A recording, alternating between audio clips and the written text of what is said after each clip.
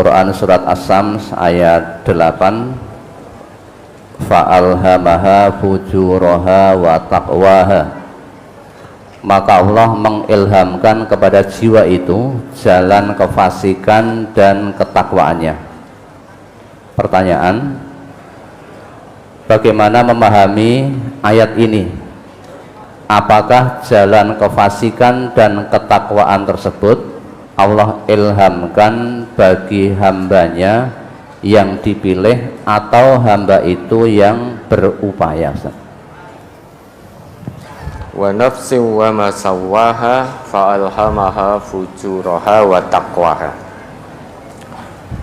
Jadi jiwa manusia ini oleh Allah diilhamkan dua jalan. Nah, yang pertama jalan kefasikan, yaitu fujur. Fujur itu condong kepada kedurhakaan, kemaksiatan. Jadi maksiat kepada Allah, tidak mau tunduk patuh kepada Allah. Nah, selain itu Allah juga ilhamkan pada jiwa ini jalan ketakwaan. Takwa itu taat pada Allah, tunduk pada Allah. Dan ini semua manusia, dari sejak manusia pertama sampai sejak nanti manusia terakhir. Jadi setiap manusia jiwanya diilhamkan oleh Allah dua hal ini. Dan Allah tunjukkan dua jalan juga, wahadainahun najdain. Telah kami tunjukkan dua jalan. Nah, tentu jalan keselamatan menuju keridhaan Allah dan jalan kedurhakaan. Artinya jalan ke surga, jalan ke neraka itu sudah Allah tunjukkan. Dan pada jiwa manusia ada dua hal tadi, condong kepada kedurhakaan dan condong kepada ketakwaan. Maka kita tinggal milih. Setelah Allah tunjukkan dua jalan, maka kita mau pilih yang mana. Kalau kita pilih jalan ke surga, berarti jiwa takwa kita yang muncul ke permukaan. Kalau jiwa takwa yang muncul, maka jiwa fujur kita akan bisa ditekan. Namun jika kita milih jalan kesesatan, tentu yang muncul ke permukaan adalah jiwa fujur. Sedangkan takwa menjadi tenggelam. Nah, setelah tahu semuanya, Allah tunjukkan dua jalan, turunkan pedoman yaitu Al-Quran, kemudian utus Rasulnya untuk menjelaskan Al-Quran. Manusia dibebaskan untuk memilih. I'malu ma syi'tum. Coba diingat kembali itu. Innal ladzina yulhiduna fi ayatina la yakhfauna alaina. Fussilat. Quran surat Fussilat ayat 40. Surat Fussilat nomor surat 41 ayat 40. A'udzu billahi minasy syaithanir rajim. Innal ladzina yulhiduna fi ayatina la yakhfauna 'alaina afaman yulqa fin nari khairun amman ya'ti aminan yaumal qiyamah i'malu ma syi'tum innahu bima ta'maluna basir. Sesungguhnya orang-orang yang mengingkari ayat-ayat kami, mereka tidak tersembunyi dari kami. Maka apakah orang-orang yang dilemparkan ke dalam neraka lebih baik, ataukah orang yang datang dengan aman sentosa pada hari kiamat? Perbuatlah apa yang kamu kehendaki, sesungguhnya Dia Maha melihat apa yang kamu kerjakan. Ya, kata Allah, innal ladzina yulhiduna fi ayatina la yakhfauna alaina. Ini ketetapan Allah. sesungguhnya orang-orang yang mengingkari ayat-ayat Allah. Artinya jiwa fujurnya yang muncul ke permukaan, mengikuti hawa nafsunya, berbuat maksiat, berbuat dosa, melanggar ketentuan agama, la yakhfauna alaina. Mereka tidak tersembunyi dari kami. Apapun yang dikerjakan, Allah pasti mengetahui. Apapun yang dikatakan, Allah juga maha mendengar, lagi maha mengetahui. Kemudian setelah itu Allah menanyakan pada kita, afamay yulqa fin nari khairun amma ya'ti amina yaumal qiyamah. Apakah orang yang dilemparkan ke dalam api neraka itu lebih baik, atau orang yang datang pada hari kiamat menghadap Allah nanti dengan aman, damai, sentosa? Mana yang lebih baik? Nah, pertanyaan dari Allah ini tidak butuh jawaban manusia, karena hakikatnya semua manusia mengetahui bahwa yang datang kepada Allah dengan hati yang damai, yang tunduk patuh, itu tentu yang lebih baik. Sehingga kalimatul istifham la lis-su'al wa innama lil hadar. Redaksi pertanyaan tidak butuh jawaban dari manusia, namun ini sebagai bentuk peringatan. Kemudian ayatnya berlanjut, i'malu ma syi'tum.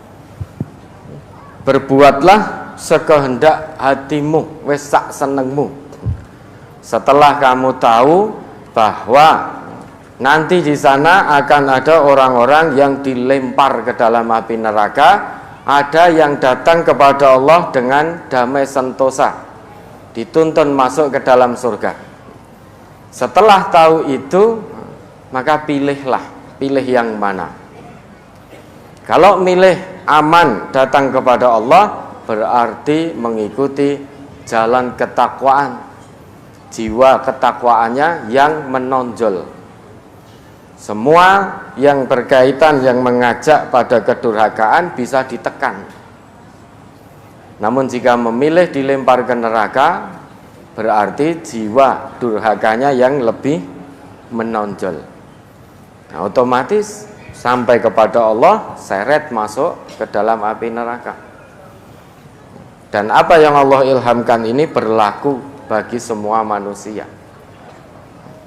Sehingga ini sebagai bentuk ujian kita. Ingat, kalau kita milih jalan ke surga, berarti kita menempuh jalan ketakwaan. Namun jalan ke surga itu penuh dengan hal-hal yang membosankan. Hujibatil jannah bil makarih. Membosankan. Hari Ahad seperti ini biasanya hari untuk liburan, untuk tamasya, untuk piknik dan lain sebagainya, family time, hari keluarga. Namun jenengan dan keluarga malah ikhlas berdesak-desakan di sini, lutut gaduk dengan lutut, duduk berjam-jam. Tidak hanya 10 menit, 15 menit, belum lagi nanti boyoknya terasa pegel dan lain sebagainya. Mau selonjor nendang koncone yang ada depannya.